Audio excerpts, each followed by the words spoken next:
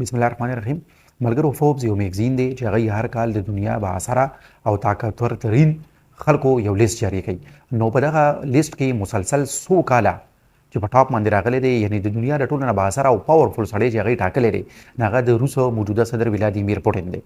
ولادیمیر پوټین چې آیرن مین ورته هم ویلی شي، د کال 2000 نه تر اوسه پورې په روس باندې حکمراني کوي. او د روس په تاریخ باندې چې موږ نظر واچو، نو دی د سټالین نه پس تر ډېرې عرصې پورې په روس باندې حکومت کولو والا سړی جوړ شوی دی. او اوس په 2024 په انتخاباتو کې یو پیرې ته بیا بریا ترلاسه کړې ده. نو د 2013 پورې، یعنی نیکسټ 6 ایئر، شپږو کالو پورې به دی په روس باندې حکمراني کوي. او د هغې نه پس هم د آئین په ترمیم په لاره باندې ځان ته لاره هواره کړې ده. او په 2013 کې چې کومې ټاکنې کېږي، نو په هغې کې هم دی یو پیرې ته بیا الیکشن ته ودرېدی شي او د صدر منتخب کېدی شي. 71 کلنه ولادیمیر پوټین د سیاسي کریر چې د 2000 نه په اقتدار کې راغلی دی، تر اوسه پورې روس د کومو مرحلو نه تېر شو. نو په دې ویډیو کې په دې باندې یو څو خبرې کوو، خو د هغې نه مخکې د روس کو لنډ تاریخ وونو د 1600 پورې روس په دنیا کې یو ګمنام وړوکی غونډه ریاست و چې چا پېژانده هم نه. خو د دغې 18مې صدۍ نه د روس د عروج زمانه شروع شوه. او بیا روس په خوا کې چې کم کمزورې قبیلې وي، قامونه وو، لږې لږې علاقې وي ورسره، هغې باندې حملې وکړي او په څو کې تر کامیابي هم ترلاسه کړه او خپله علاقه یې ایکسپینډ کړه. نو د دې نه پس په 18مه او 19مه صدۍ کې روس تر دې مقامه پورې راورسېده چې د هغه وخت طاقتورترین امپایر چې کوم اوټومن امپایر سلطنت عثمانیه، هغې سره ډغرې وهل شروع کړل. او په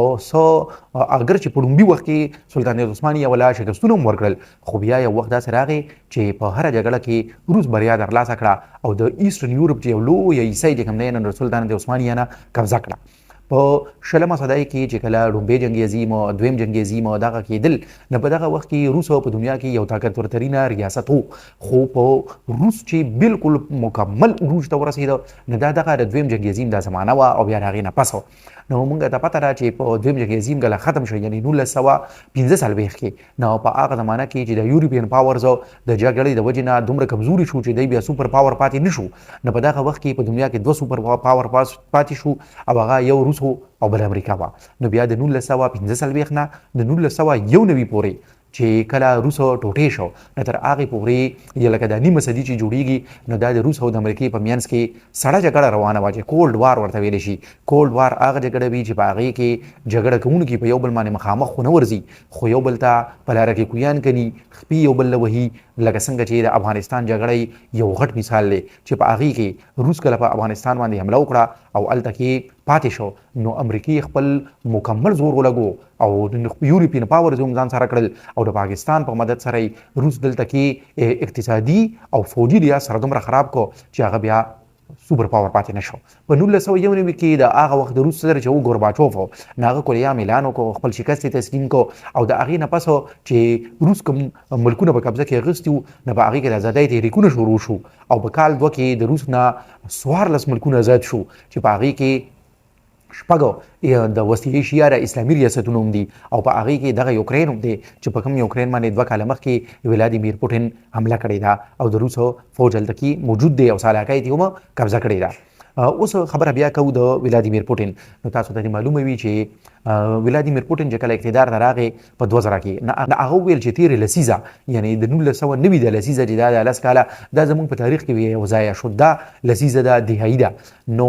د دې نه هغه سټارټ واخیستو چې هغه ته یو داسې روس میلاو شو چې د دنیا سوپر پاور اوس نه و. هغه چې دغه ټیم کوم په زړه کې ارادې کړې وي، او ارادې اول په ډکې چوپې الفاظ کې، او بیا یې چې کوم دی نه د هغې په وخت باندې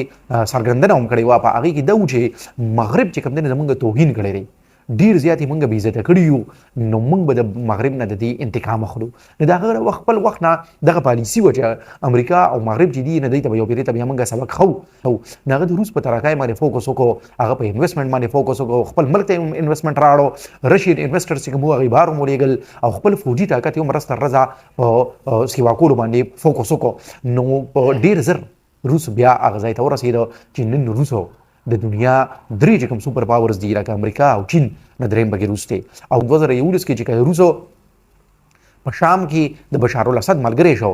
نو امریکا او مغرب چې د بشار الاسد خلاف وو نو ډیره زر وا ممکنه و چې هغوی د بشار الاسد د خپلې کوسوکای نه لر کړو ځکه چې موږ تاسو ته پته ده چې امریکا په داسې ملکونو کې چې د تړ وړ ورته ویلی شي هلته کوم حکمران خلاف شي بیا هغه حکمران لرې کېږي خو چې کله روس بشار الاسد سره ودرېده نو بشار الاسد تر اوسه پورې هغه د شام حکمران دی نو د یوکرین په جګړه کې مکمل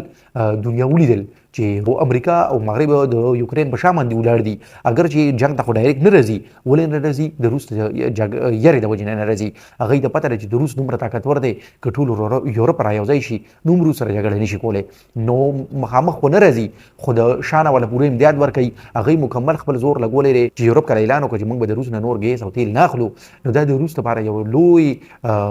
بد اعلان و ځکه چې د دې نه چې کله هغوی ستا نه تیل او ګیس نه اخلي بیا به ته په چا باندې خرڅې او هغوی پې نورې پابندۍ داسې ولګولي د G7 نه یې وباسو چې روس مجبور کړي چې د یوکرین نه واپس وځي خو روس هغې ټول هر څه ته ځان مخامخ نیولی دی او ولادیمیر پوټین چرې هم کمزوری نه شو د ولادیمیر پوټین دغه ټایم کې یو غټه خوشقسمتي دا هم وه چې هغه سره چین کلک ولاړ دی نو چې هغه کم تیل او ګیس د یورپ نه اخیستل هغه چې چین واخیستل او د چین اصل هم د انرژي ضرورت ډېر دی بل چې کوم دی د ولادیمیر پوټین چې کله د هغه پالیسي د وخت نه د مغرب خلاف وه نه هغه خپله پالیسي چې کومه جوړه کړه هغه مشرق طرف ته خپل دروازې کولاو کړې او مشرق طرف ته یې د دوستۍ لاس چې کوم دی راوګت کړو نو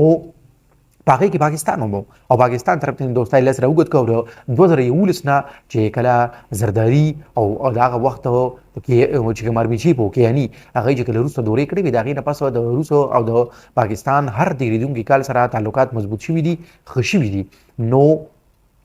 اوس د روس بل چې کوم دی ولادیمیر پوټین چې کوم پخوانی ملګری دی هغه بهارت دی او بهارت د یوکرین د جګړې پر دور کې هم چې امریکې په هر هغه ملک باندې سترګې راوباسلي دي چې چا د روس نه سره تجارت کو او تیل او ګیس یې دی اخیستل خو بهارت د امریکې هغه دباو چې کوم دی شاته غورځولی دی او بهارت نن هم د روس نه د ټولو نه زیاته اسلحه اخلي نو ولادیمیر پوټین موږ دا ویلی شو چې یو طرف ته دا د هغه د کامیابۍ یوه کیسه ده چې هغه روس تر دې حده پورې راورسوه چې هغه بیا یو سوپر پاور دی خو بل طرف ته د تصویر بل اړخ چې کوم دی هغه دا دی چې دا اوس کوم الیکشن وشو نو دا الیکشن 3 ورځې جاري و په دې کې آنلاین ووټینګ هم اچولی شو په دې کې د یوکرین په هغه علاقو کې هم ووټینګ وشو کومې علاقې چې اوس روس د هغې نه قبضه کړي دي د دې په لاره باندې ولادیمیر پوټین دنیا ته دا میسج ورکړو چې دا چې کومې علاقې موږ قبضه کړې بس دا اوس د روس کیسه ده خو